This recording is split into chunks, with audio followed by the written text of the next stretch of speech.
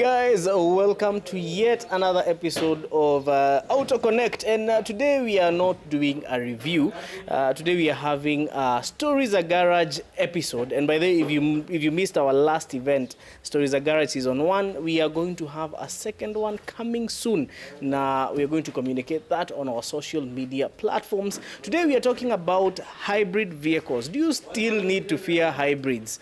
Bado unafaa kuogopa hybrid? And I'm joined by a hybrid guru, a hybrid enthusiast. Oh, well, I doubt she's an enthusiast, but she'll tell us about that. I'm joined by Wambui, who repairs hybrids, and she knows quite a lot about hybrids. She's blessed with hybrid knowledge, and her garage is called Feka Auto Care, and she's located in Thika. So kama unataka reach out, the number is in the description below. And now, before we get up close and candid with the hybrid batteries and the whole hybrid technology, let's get to know Nyambura a little bit better. Nyambura, mambo. Poa sana. How are you? I'm fine, thank you. Let's start with, how did you get here? Why hybrid? What problem are you solving in the industry right now, and what drove you to this problem? First off, I am an enthusiast, proper motor enthusiast, and why I'm here is because now my brother is a mechatronic engineer. So he studied and he opened the garage. So we used to hang out over cars. We talk about cars, and I'd end up just being an apprentice in one way or another and learning from him. So in 2020 and around there, we noticed there's a lot. Hybrid vehicles are coming in large numbers in the country. Like you would notice the number in our roads, and we wondered if there's enough support. We realized there's a gap, knowledge gap, and also technical support gap. And that's when now my brother took it upon him he did a special course, and I learned from my brother, and now we decided to offer the support that was lacking, because hybrids require a special kind of support. And we realized most mechanics are very slow in adopting this new technology and accepting probably this might be the new way of life. We might have to adopt it, just like there was a lag in the transition from manual to automatic. We realized that there's still a lag in this, but we decided to offer the solution ourselves. Okay. Some of us have not yet transitioned from manual to automatic, but anyway, it's a very, very, very good point. Also, we had a problem transitioning from EFI to VVTI, carburetor to EFI. I think Kenyans are resistant to change. Probably, yeah. Transitions, we don't handle transitions that well. We take our time. And now the problem is we might be pushed to a point where it will no longer be a choice, where the regulations from where we buy vehicles will state they will no longer produce the normal ICE vehicles, and now because we buy what we have, we'll end up buying these cars.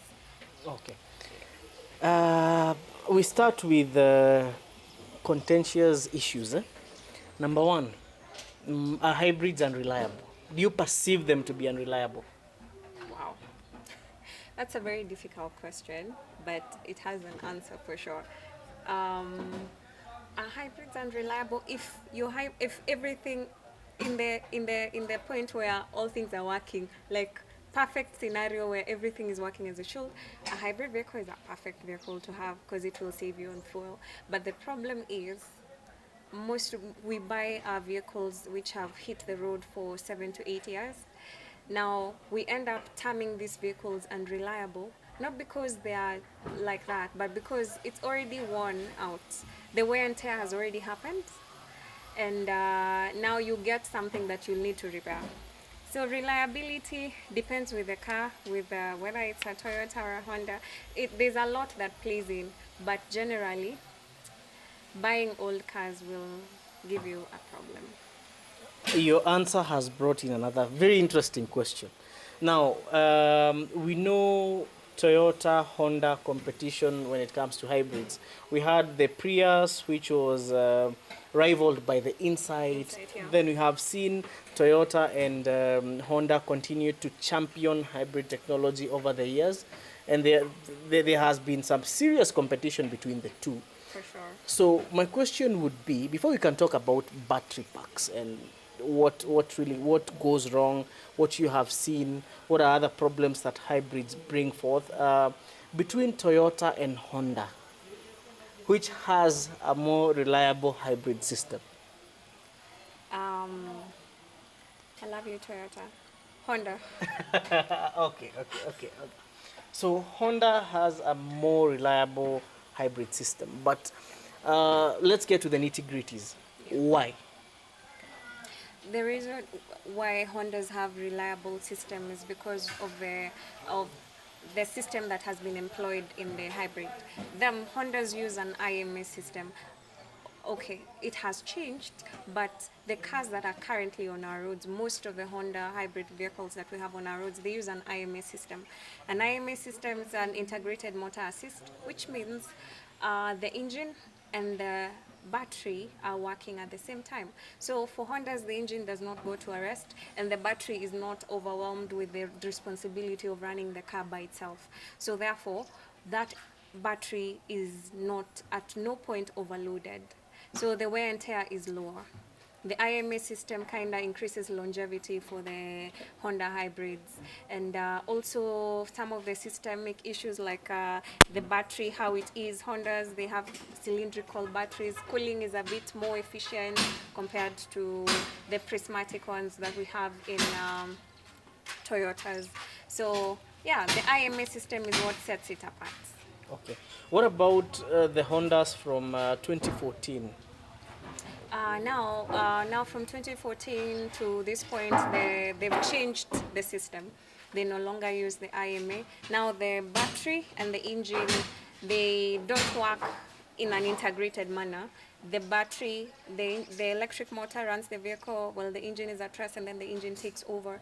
Now that the effect of that to the longevity of a battery is something we'll have to observe and see, because we've started receiving these cars, but the fact that the current batteries that are coming are lithium batteries, we hope it will last longer, because lithium batteries generally last longer than nickel batteries. Okay. Again, still on that, when it comes to nickel batteries versus lithium ion, so we have also seen plug-in hybrids like the Outlander PHEV. We have seen the Nissan Note e-Power, and the e-Power system as at large. E-Power, I find e-Power to be the middle point between ICE, hybrid, and EV. For sure. So what's the difference between the PHEV? Actually, the e-Power is more of an extended range electric vehicle, right? Yeah. Because the ICE does not have any contact with the wheels. Yeah. Same to the Outlander? No, the Outlander is different. Yes. Okay. So now, what is the difference between now what you have on the Outlander and the e-Power system, as opposed to what you have on conventional hybrids like the Toyota hybrids and the Honda hybrids? So regular hybrids, as we know them, as we've seen them, the Fielders, the Allions, most of the Toyota cars have an hybrid version of it. The normal, the battery, we have an electric motor, and then we have the engine motor working. But now for e-Power, the difference is that the work of the engine is solely to charge the battery. So therefore, an e-Power only has one motor, which is an electric motor, peke yake. So the efficiency for an e-Power is very excellent, extremely excellent, because it's kind of like an electric car, but that's charged by a generator. Yes. Yeah. But now for plug-ins, it's like regular hybrids, but now the battery is charged by, you plug it in on your socket, you charge the battery. It's not charged by the engine. Yes. Yeah, so now that's the difference. Okay, what about in terms of the battery itself? How you mentioned something about prismatic and cylindrical.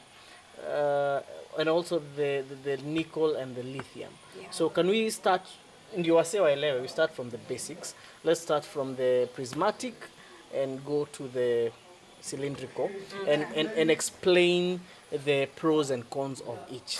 Okay. So can we start by showing them? For sure. So this is a Toyota battery. It's for a fielder. So a Toyota battery, it depends. It's the same for not all of them, but what the difference is the number of modules you have. For example, in a fielder, we have 20 modules in a fielder. If we have a Noah or a Voxy, it will be the same battery but 28 modules. Okay. If we have a Lexus GS 450, it's just the same but 40 of them. So it depends with the amount of power that is required to run the vehicle. That's what will determine the number of modules that you require. Mazdas also use the same. Okay. They use the same battery. We use the same. They use the same technology also. So now this is what we call a prismatic. This is prismatic in shape like this, and we have this one is for a Lexus. Okay. Yes, Lexus and some Harriers, not all of them, but some Harriers have these ones. They have 8 cells in them. They store more power, and they're a bit more sensitive compared to this because of the amount of voltage that is in it. So even the handling, it has to be handled with a lot of care. Okay. So now that's prismatic. Yeah. Before we move to the next one, a question about the prismatic. Yes. So most people will tell you we are changing cells, but from our previous conversation, so this one has these are module Yes, that's a module. with how many? 6 cells. 6 cells. Yes. So you change a module, not a cell. Yeah, you change a module, not a cell. Okay. Now with these prismatic ones, especially from Toyota, what are the main advantages of this kind of battery pack? This kind main advantage. I wouldn't say, if we're talking about advantage, we must be comparing it to something else. Let's compare it to Honda. Comparing it to a Honda, the system is, Hondas have a better, the battery is better because of the fact that it's cylindrical, and now the cooling is better. The prismatic blocks, the cooling is not efficient. It's not so efficient compared to now when it is. If you look at this one, there's spaces in between the modules, and these spaces allow for air to flow well. Okay. So there's no advantage of having a prismatic shaped one over the cylindrical. The cylindrical actually is more advantageous. Okay. What about repairing? Oh yeah, these ones cannot be repaired. The Honda one we don't repair because for a Honda, the battery they wear out uniformly. Okay. You know, unlike this, you can find that hizi za katikati because of the fact that hewa haifiki vizuri, and the greatest enemy to your battery is heat. That's what causes degradation of your battery at a higher rate. When the air is passing, these middle blocks, actually most of the time, 90% of the time, is the ones that die compared to the other ones. You find that most of the time we replace the middle blocks because of the fact that the cooling was not efficient, and therefore these ones died. So you can repair this in the sense that we can remove these ones and then replace them with better ones and then do a reconditioning process. But for this one, it dies uniformly. You find that if we measure the voltage for each module, it's uniform. Yeah, so this one is not necessarily repairable. This one is repairable. But it can be charged. It can be charged Yes. back to... Okay, and there are guys who say gari ni Toyota sababu inaweza rekebisha, inaweza fanya fasting. Yes. But anyway, from the architectural point, you can tell Honda, they put more emphasis on efficient cooling. And now the fact that, talking about cooling, Toyota versus Honda, when it comes, both are air cooled. Yes, right? Both air cooled, yeah. So if they are air cooled, then it means people have to service their cooling systems or their hybrid units. Yeah, yeah. And most people don't know that. Most people don't know that you have to actually service the hybrid unit of the car. Yeah, okay. One of the things that now we decided to actually really educate people about is the fact that, these cars were not really meant for our roads. Yes. Because if you look at it, these cars don't like heat and they don't like dust. I would like you to repeat that. I would like you to repeat that point, facing the camera, because of some wacha watu wasikize vizuri. Yes. Hizi gari hazipendi heat na dust. First off, our climate has already put you on a disadvantage because of the hot weather. Secondly, some of you live in areas, e.g. Kitengela and your brothers. They're like dusty, like real legit dusty areas. If you live in such areas, you've put your car in jeopardy because the thing with dust is it reduces heat dissipation from your battery. Therefore, that heat which we had previously mentioned is your greatest enemy to your battery. It's what kills your battery. And the fact that now there's dust and then there's heat. You find that because you live in industry areas, your fan clogs. The fan where the vents are, it clogs and now air is not moving as it should. Now because of that clogging, we have a problem. Your battery is still facing a very fast death. The death is no longer slow, it's a fast death. So you need to service it. The fan that we're talking about, if you look at this fan, the vent is clogged, the air vent. So the cooling system has been jeopardized. If the cooling system is not efficient, then your battery, it's a quick death. It's no longer slow death. It's a quick death to your battery because hewa haifiki. Ukiangalia hapa unaona zimezibwa. Yeah. Yeah, It's completely clogged. So hewa, na hapa ndipo hewa huingilia. Especially if you're living in dusty area, you have to ensure every service you cooling the air system is cleaned, the fan is cleaned, even that area. If you look at this battery, you can see the amount of dust inside this battery. Like all this is dust. Insurmountable. Yeah, this is dust, and this battery was encased with that dust in it. That dust reduces heat dissipation. It's a problem. So you need to be servicing your battery as often as, if you're not living in a dusty area, you can do 10K, 10 to 15, depending. If you're living like in Kililisho, you don't see dust at all. But if you're living in and you're using your car regularly and the areas you're living in is dusty, every service, make sure you clean your fan and also that area where it's seated, because it's seated in areas we also sit. Okay. So unapata kutupa uchafu huko can happen. Also the vents, where the vents are, someone can just sit on it, on the vent, and then there's no cooling. You have to be really careful about it. For example, a filter at the back of your seat on the left side, there's a vent chini on the left side. So this is where your battery is seated, and then your fan is at the end there. That's where your fan is. Mm-hmm. There's normally a vent there. There's an opening below the seat where the sitting area. Now that you are not supposed to block it, because some people block it with the carpets and all, and also sometimes you can overload your car. Mkae watu wengi, mukalie vent, the air circulation ikuwe hampered. So you have to be very careful about that. And you see, all this dirt. Oh, uchafu. Uchafu, as in, by the hybrids zinataka watu wasafi. Kama you have an issue with cleanliness, wachana na hybrids. So the other thing about hizo, meaning even these aftermarket carpets can really mess you up. Yeah. It can mess you up. You must make sure you place it well. Okay. Don't block it. You will see the air spaces. Don't block it. Sawa. Now, you have talked about repairing these batteries. You've talked about the advantages of maybe the Toyota one, the Honda one. And with these new Hondas, they still have the same battery?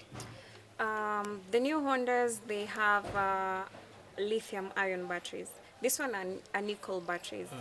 Lithium-ion batteries. The advantage with lithium-ion batteries is that they last longer. Okay. They last longer. They deeply discharge, and the service that a lithium ion battery will give you is way better than a nickel. So it was an upgrade. Okay. There was an upgrade in terms of the battery, but now the system is still the same how they are. It's still Cylindrical. yeah. And then there's now the ones that are coming in small blocks. Like now they look similar to what we have in e-power. Oh, nice. Yeah, but it's the blocks are smaller. It's like you see this. The battery is now this size. It's not this size. Oh, nice. So this size mingi twingi hivyo zimepangwa vizuri, and they've tried to rethink the cooling system. So our observation will have to give it time to see how well can that serve us. Okay. Now, that's an important point to note about time. Yeah. So you know why most people, or for me as an enthusiast, I would hate to be the guinea pig. So me nitangoja kidogo and see how they behave, Yeah. so that I can maybe go for one. Yeah. But let's go back now to the serious matters. By the way, Nyambura amesema the only constant thing is dust. Dust is the only. Dust is constant. Dust is constant. Unfortunately. For humans and for cars. Unfortunately. So, anyway, when you change the modules kwa the Toyota batteries, is there anything that you would advise? Because there are guys who just change, like mtu anakuja anatoa modules 5 anaweka. What do you consider after you change the modules? What would you advise that you do, considering that now these ones are not, they don't self-balance, right? No. But the Honda ones. Which reminds me of a point about another advantage of lithium ion batteries, that they come with an internal self-balancing mechanism. Yes. So like it's inbuilt, that battery is always balanced. It balances itself, which is a great advantage. Okay, so now these ones that are not self-balancing, za hizi What do watu wa Toyota, na watu wa Lexus, na watu, you know, na watu wa Mazda. Yes. What would you advise after maybe you change 3-5 cells? What should be done? Okay, so just to recap, a point that we already made is that it's indisputable. For the last 4 years, it's indisputable that Hondas are reliable. And then we don't, and 99% of the batteries, dead batteries that we have here are these ones, not these ones. This is just actually the one that we have that we had to swap. Nyambura sema jina.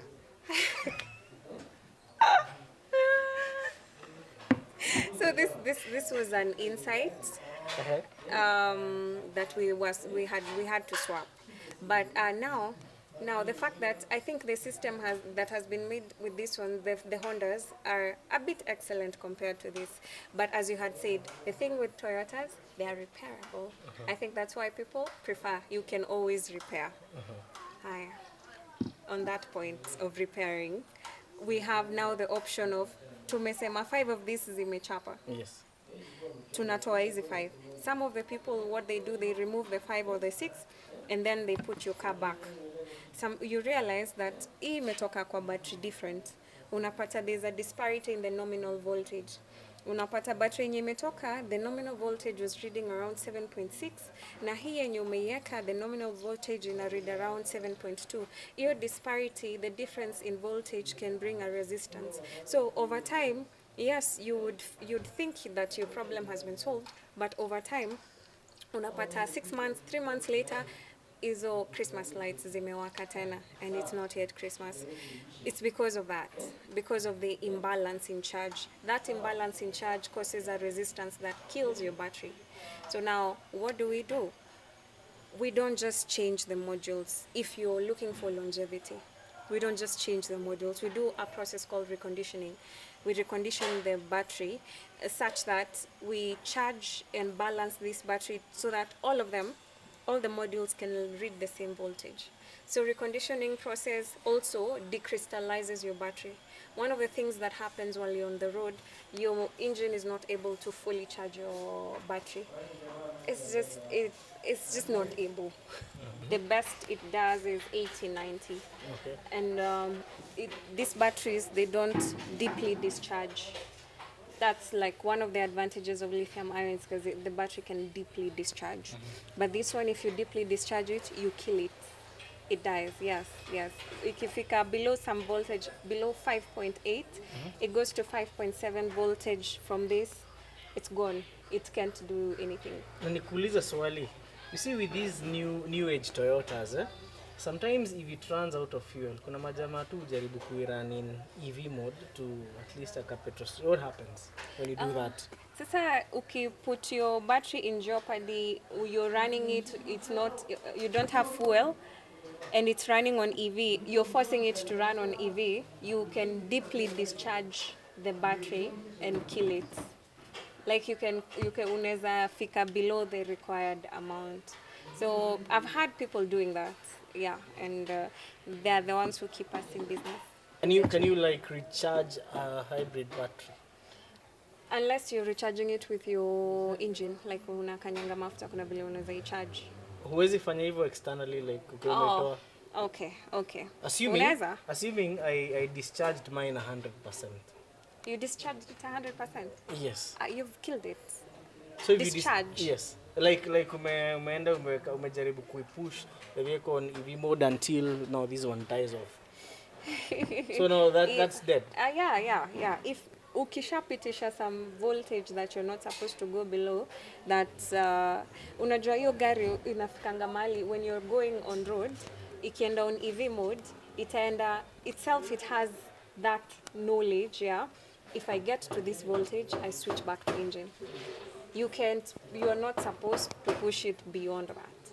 You're not supposed to push it beyond that. It has an intelligent system. Even by itself, it does not go beyond some certain voltage. Yeah. So we were talking about reconditioning.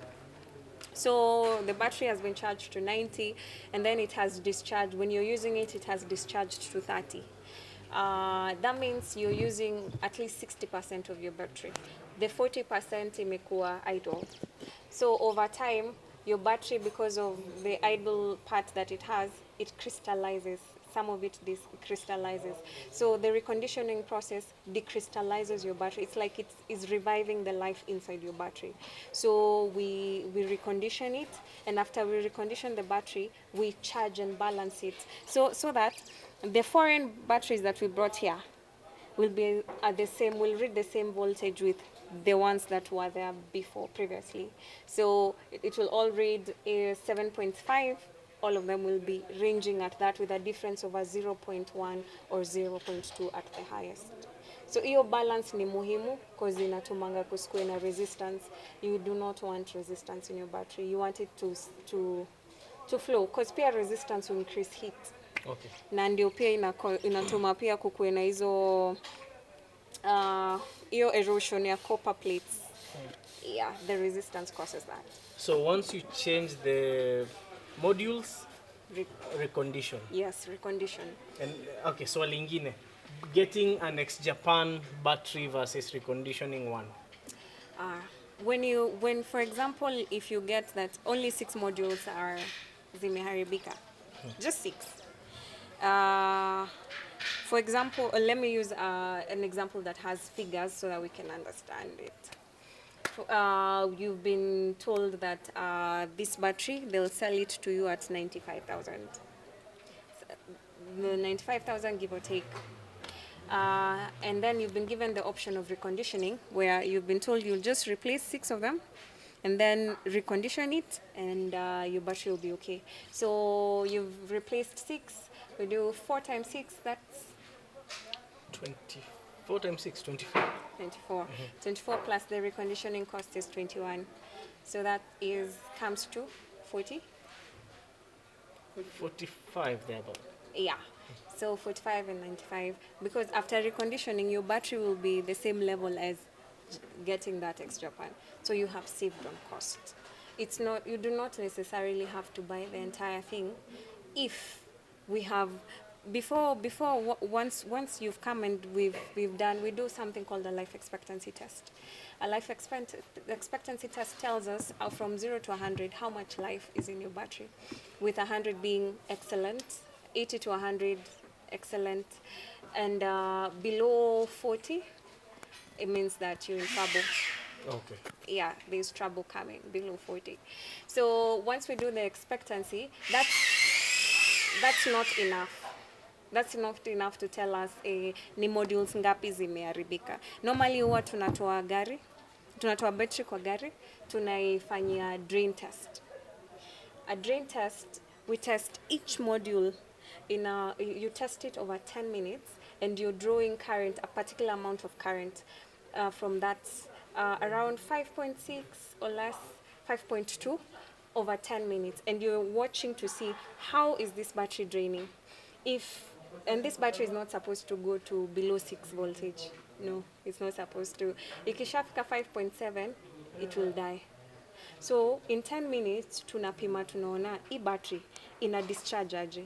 Kama ina discharge polepole, ilianza ikiwa 7.5 imemalizia kwa 6.4, that battery iko sawa. Like hiyo module iko sawa, hiyo it will continue. So the ones that go below 6 ndio weak. 6 below 6.2 to 6, those are weak. Below 6, that is 5.9, 5. Those are dead. So zenye huwa tuna change ni hizo weak and dead. So and that's how we, even ndivyo tunapima kujua ni gani. It's not just atutumii tu ile ya diagnosis machine yenye nakwambia block. It doesn't give the full picture. You have to do a drain test to actually really know, because sometimes you can change block 6. Now apparently unajua block vile huwa wanahesabu block ni modules mbili. Okay. Labda kwa hiyo block hata ni hii moja ndio ilikuwa imechapa, hiyo ingine because of being with this yenye imechapa ikaflagiwa. So a drain test gives us a better view to be able to properly advise the client. But in cases where tunaona modules zimeharibika kama hii ya 2015 zimechapa, we just tell the client to count their losses. Anunue tu battery pack. Anunue tu battery pack. Haya, we have talked a lot about batteries. Now let's talk about other hybrid related problems. Niruhusu leo tuongee kuhusu shida. Shida za hybrid. Because it's all about problem solving, eh? Yeah. Well, apart from flooding, which is a hybrid threat, na dust, na very hot temperatures. Okay, we can comfortably say that hybrids are not really tropicalized. For sure. And that is why I think most dealers who are dealing with zero mileage units are not bringing full hybrid, they are bringing mild hybrid. Yes. Because tropics, Yes. we're in the tropics. Until we get a proper tropicalized hybrid, but okay, nonetheless we are running on lithium ion batteries. Yeah, and also they can opt for a fluid cooled system. Oh, okay. Yeah, unlike like most EVs are fluid cooled. All EVs are fluid cooled. Which is, I think hybrids, we need to get that system in the country. Yeah. Or in Africa to be specific. Yes. Now, apart from flooding, dust, heat, let's talk about brakes. But most guys don't know that hybrids actually have a very sensitive braking system. Yeah. For hybrids, they don't use the regular brake boosters. Especially Toyotas, the Toyota hybrids, the ones that the engine goes to a rest. It does not use the regular brake boosters, because now once your engine goes to a rest, does it mean you lose your brakes? No. So because of that, they invented now what we have, actuators and the pump. So the actuator and pump is the ones that supply the brake fluid to the wheels, and now also the ABS controls what amount of pressure goes where. Now we've started to realize that now there's a special problem now for that, where you can have your actuators over time wear out. Unapata brakes ukianza kusikia brakes zako zimeanza kuwa ngumu, yeah, it's going to cost you, unfortunately. How much are we looking at when it comes to cost of, say, a normal Toyota Fielder actuator? 100s. We're looking at 100 Gs, 100 to 120, because because we've now realized it's an issue. Now the people who sell have now realized it's a market. Yeah. And it's a do or die. Yeah, 100 to 120. And now we also have the brake pump that supports the actuator has now started being an issue. Napata over time, the brushes, zimeharibika. So now we are observing that this is a problem that some people will start having in the future. And now, okay, apart from now the normal battery issue, I think we really need to start talking about the braking issue as well for the hybrids, because it's a deep topic, and maybe we can have an episode for that and actually demonstrate how these things do. Yeah. Because so if you have a hybrid vehicle, but this issue is also affecting guys who have Honda Vezels. Yeah. I've heard of Yeah. Honda Vezel, Nissan X-Trail T32, the hybrid one. I've had that issue as well. The Fielder Noah Voxy hizo ni kawaida. Especially fielders. By the way, fielders, the 80% of the cars that we handle are fielders, unfortunately, because a fielder and aqua have the same battery, but a fielder is a bit heavier compared to an aqua, so unapata the weight issue. That battery in the fielder dies faster than in the aqua. Yeah. We've noted that majority of our clients are fielder owners. Yeah. Yani gari ya mkulima. Unfortunately. Now that you have a Probox hybrid in the market, yeah. I think it does run the same unit, right? So we should expect the same problems. Do you think the Probox hybrid will be able to stand the abuse that a non-hybrid Probox stands? Unfortunately, no. I had someone once said, I think it's Cairo who said that now he's understood when people say I want a reliable car, means a car I can abuse and it still continues, with life. So I think people will have to either change or not buy it. Okay. I think there's a reason why these are cheaper. Cause so yeah, Probox msibebeshe mogoka. Probox hybrid. I think because even of the braking system, everything is a bit delicate. Yeah, it's a bit delicate. It's a bit itaki that spirit that muna handling inayo, the normal Probox. Yeah. And it's just an abused car. Yes. But anyway, it works for them. Even the Sienta hybrids, but you cannot use a Sienta hybrid as a matatu. I think it's are we, because even overloading, subjected to a lot of dirt. You increase the rate of wear and tear on that car if you do that. What would you advise these guys who are using hybrid Voxes and Noahs for PSV transport, Nairobi, Kisumu, and trying? I've heard them saying that they are a bit sluggish, but do you think they'll last that long, considering that vehicle is constantly on full throttle, very hot because it has 7 passengers full time? What's your thought on that? That vehicle will work until it won't. Like, you will push it to its limit, and now because you're pushing it to its limit constantly, the wear and tear will be high. Yeah, the wear and tear will be high. So if you intend to use it for that, that's the business you want to, you'd rather just get the regular ICE. It will serve you longer, and no one will need your 130,000 urgently for swapping the battery. If 2K urgently is a problem, what about 130K urgently? The thing is with hybrids, when I think about hybrids and whether they are reliable or not, it's a very tough question to really give an honest answer for, because one, hybrids are a good car, for sure. They are a good car. But the problem is we get them when they are almost at the end of their lives.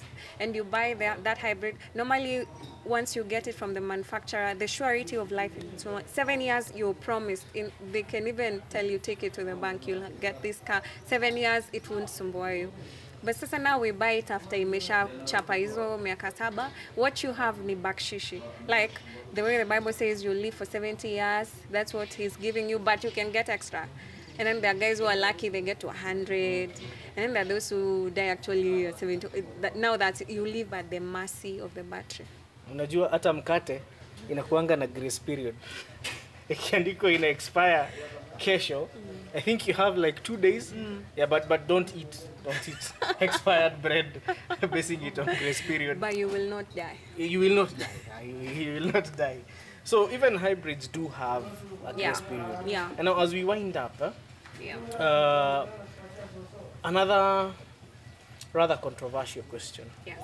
Do you think the lifespan of, let's take a kawaida vehicle, a non-hybrid fielder versus a hybrid fielder, longevity, if we just put all factors constant in terms of usage, in terms of mileage, which one do you think will last longer? Which one will not need a lot of money urgently? And even, okay, money urgently versus Last longer. Wow. Okay. An ICE vehicle would last longer in our Kenyan roads. Yeah, it would last longer for sure. Both would if you are repairing it and you're servicing it, and the use is not so high and abusive. But ICE vehicles, we have figured them out. We have gone to the length and the breadth of it, so we know our way around it. So ICE might last longer than a hybrid vehicle. Yeah, that is. I think that is. If we look at it on paper and even practically, that might be the case. But now there is also another thing that I would like to ask. We buy hybrids to save fuel, right? But taking the same example, the same allusion, normal fielder, non-hybrid, and the hybrid fielder, over a span of say like 5 years, does the saving of fuel make sense financially, considering that it will require 120,000 urgently? Okay, it's not a guarantee, but it is a guarantee. Like you get,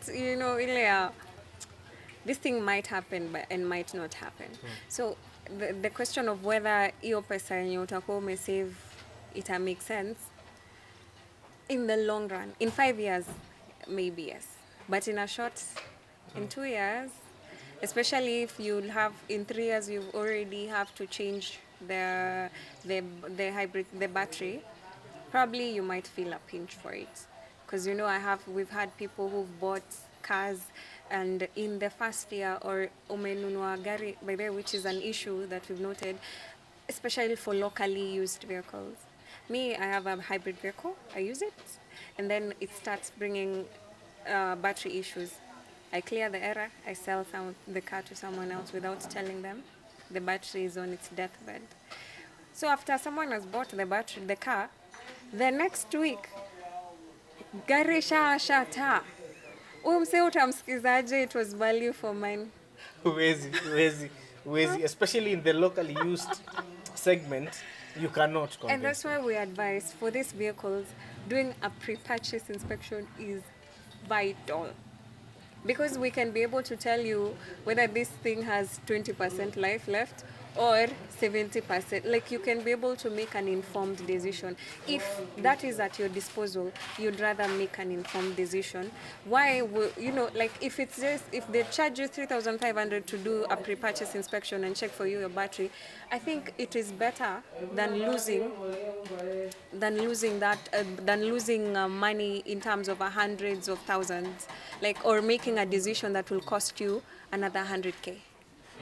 Yeah. Makes a lot of sense. It makes a lot of sense. So guys, pre-purchase inspection is very important. Si mimi pekee nasema, hata Nyambura anasema.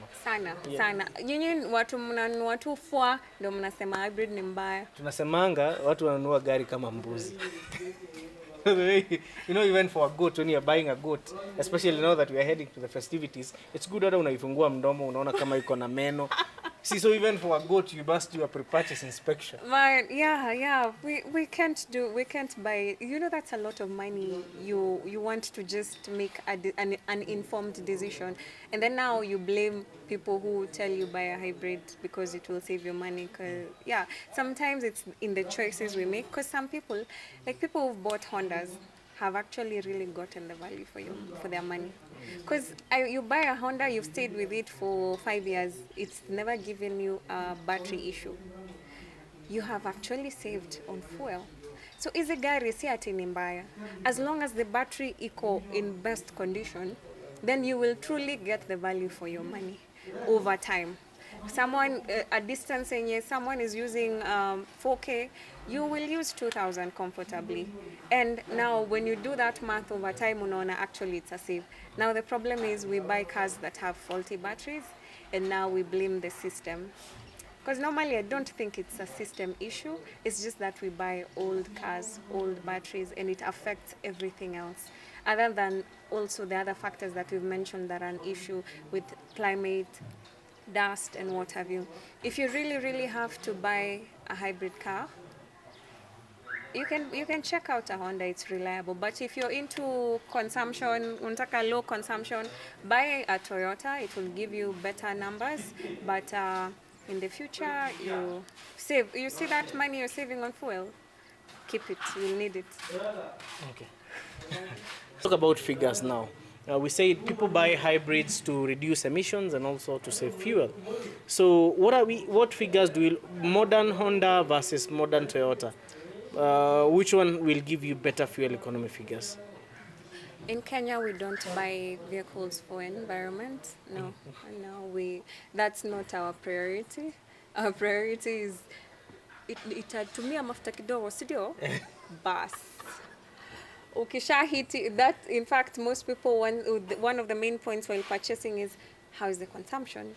Haikunywi sana, like we want tutaki gari na kunywa sana. So between Hondas and Toyotas have better figures. They can give you, when the battery is in good working condition, it will give you from 21 to 27.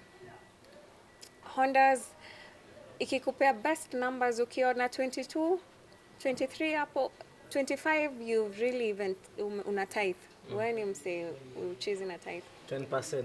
Kabisa unatoa. Yeah, so unapata there's that. It's not a huge difference, but there's a difference, because kama mimi naenda na 21 na wewe unapata hadi 27, na hiyo ni almost your constant. Those are good numbers. Okay. So in terms of reliability, Honda wins. In terms of fuel economy, Toyota wins. Yeah. Sawa. Yeah. So I hope this has been a very insightful episode. It has been for me. And guys, if you want pre-purchase inspection for a hybrid, if you want to check up your hybrid vehicle, even routine maintenance, yes. You can talk to Nyambura. Her number is in the description below. Na pia tutaweka hapo kwa screen. So talk to her for all your hybrid matters. Na tumejua. So take home leo ni enemies of hybrid ni heat, dust. Yes. Dust ni enemies of hybrid and men. Constant. It's constant. Yeah. So kuna dust, heat, and water as well. Extremely much. Oh, we need to mention for guys who have like e-power, be very careful. Hii mambo ya kufanya detailing, wacha tu, because people are doing detailing on e-power, gari nakataa kuguruma juu ya isolation, maji iliingia kwa battery, and it's a whole issue now, and probably you might need 200,000 urgently for buying that battery. It's not, wachana na detailing kama si lazima. Paddles, wachana na paddle. Pita tu kwenye dry grounds, because your battery is seated below, iko chini. So vile imekaa, it can be very susceptible to water. So paddles, wachana nayo pia. Okay, awesome. So you've had Nissan Note e-Power or any e-Power. Avoid vitu kama detail wash. They might cost you. So you can talk to Nyambura, na pia, but anything you want to consult regarding hybrid cars, talk to Nyambura. Contact yake iko hapo chini. And also tell us, what else would you like us to discuss on our Stories at Garage episodes? And thank you so much, Nyambura, for being with us. I'm sure we are going to have more more sessions and more episodes. Na pia we are having events that are dubbed Stories of Garage.